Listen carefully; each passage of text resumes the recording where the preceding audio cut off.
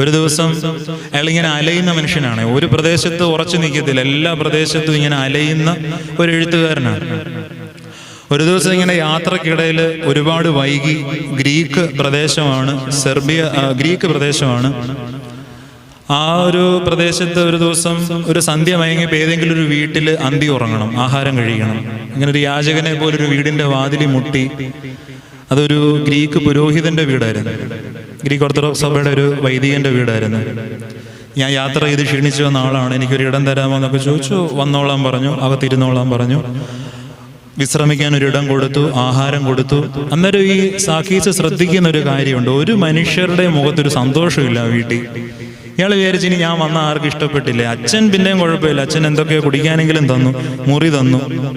വീട്ടിലെ പെണ്ണുങ്ങൾക്കൊന്നും ഒരു മുഖത്തൊരു തെളിച്ചില്ല, എല്ലാവർക്കും ഒരു സങ്കടമാണ്. അതൊന്നും കാര്യമാക്കാതെ കൊടുത്ത ആഹാരവും കഴിച്ച് ഇയാൾ രാത്രി ഉറങ്ങി.